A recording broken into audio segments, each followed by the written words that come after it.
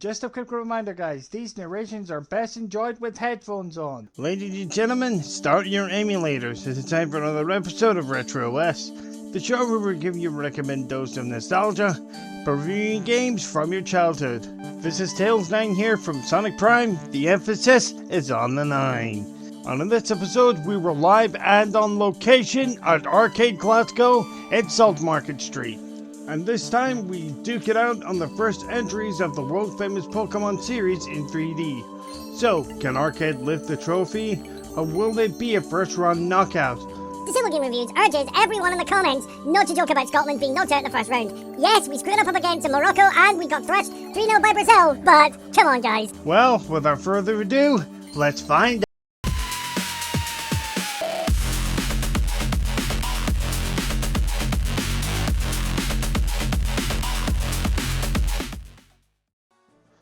During the mid to late 90s, the world was gripped by a Pokemon craze.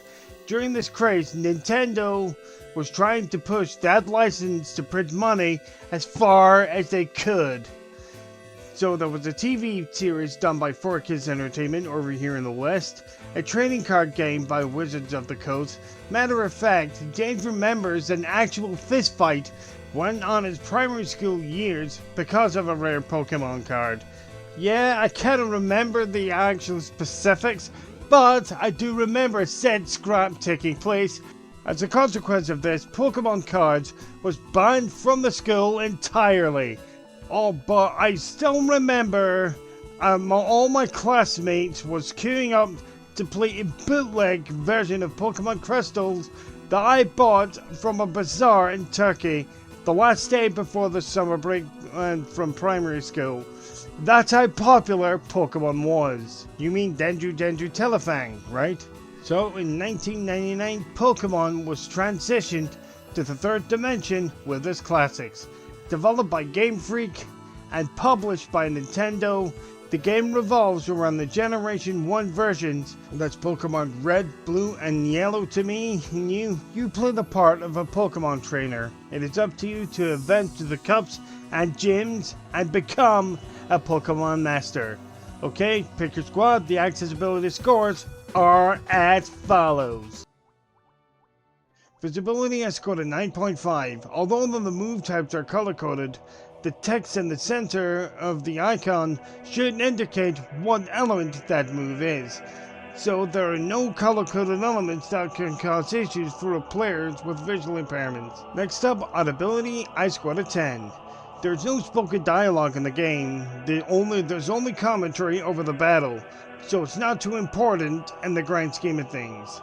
Ride that surf! Oh, and the Pokemon's out in one hat! Thank you for the elaboration, James. So, this game should be playable to you. Next up, mobility, I scored a 10.5. Due to the turn-based nature of the game, you have all the time in the world to think through your moves before you make them. Certain minigames can be a fair bit of an issue, but the main focus of the game is actually the battles. In these battles, each move or Pokemon is bound to the button on a controller. You can use the R button on top of the N64 controller to check which button is assigned to which move or Pokemon. In hindsight, it's an ingenious way of hiding your move when battling someone else on the same couch, as you don't navigate a UI to give commands to change Pokemon. Alright, so it's basically like screen peeking. If you want to put it that way, sure, we'll go along with that. So, the vast majority of the game is easily playable due to the turn-based nature of the franchise. And last but certainly by no means least, gameplay, James and I scored a 10.5. This game has a more arcade style of the feel. Instead of catching Pokemon like in standard games, the vast majority of the original 150 Pokemon are your oyster.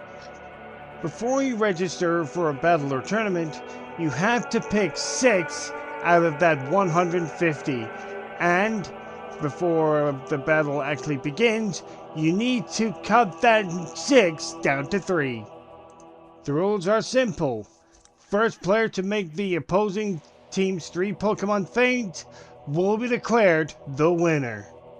With the sheer amount of tournaments and gyms to compete in, each with their own unique rule sets, this is a lot for the N64 standards. The game also has various mini-games which are similar to Mario Party for up to 4 players. These include basically running a relay race with Rattata, playing Simon Says with Clefairy, and playing basically ring toss with Ekans. What makes this game truly unique is the ability to use the peripheral, the transfer pack, to sync your data from your save file from your red or blue versions. You can also use the GBA tower to continue your adventure on your TV screen instead of your Game Boy. In terms of lifespan, the entire game can be completed at 11 hours according to HowLongToBeat.com. In summary, Pokemon Stadium is a solid addition to the Pokemon series. As said before, this is the first 3D Pokemon game to play alone or with your friends on the same couch. If you're interested in this game, I would like to try this game on native N64 hardware. Check out R-Cade. They're located on Salt Market Street, Glasgow. You can hire a console for just £11 an hour. R-Cade also has a plethora of board games to play. So, grab a drink or hire a console for a nostalgia trip down memory lane. Or just chill and play some board games. And the overall score is 101.25%.